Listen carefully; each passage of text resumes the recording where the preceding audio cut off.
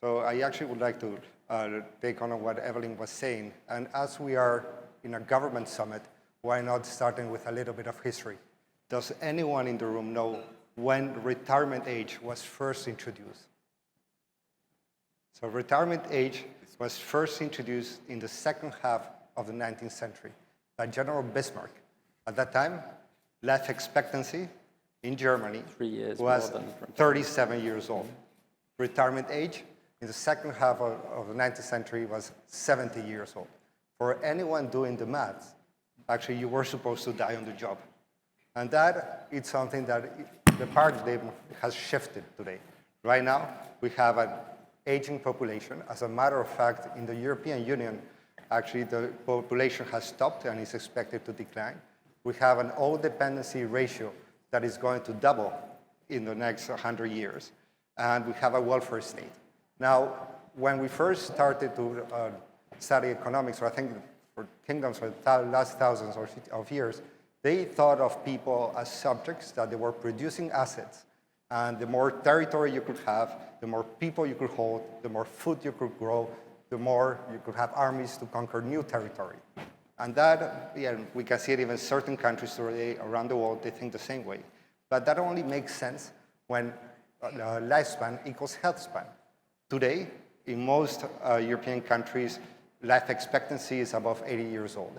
But health span is 20 years shorter, which means that while you are producing asset, or while you're a healthy individual, you're an asset for the country. When you start going into that 20 years where it's shorter of health span, you become a liability.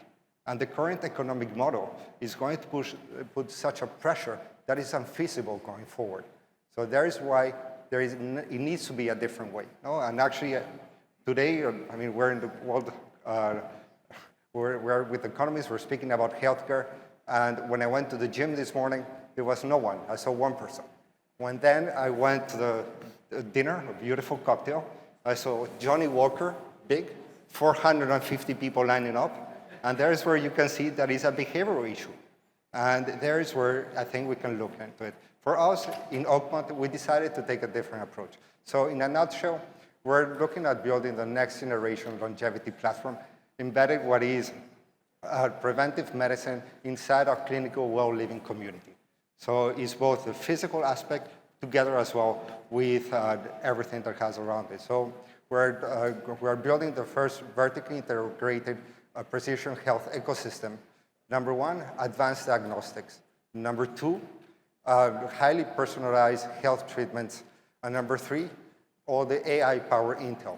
Now everything embedded into one ecosystem where we have the real estate and powered with luxury hospitality. All this is going to be anchored by a $450 million investment to develop our first flagship in Marbella.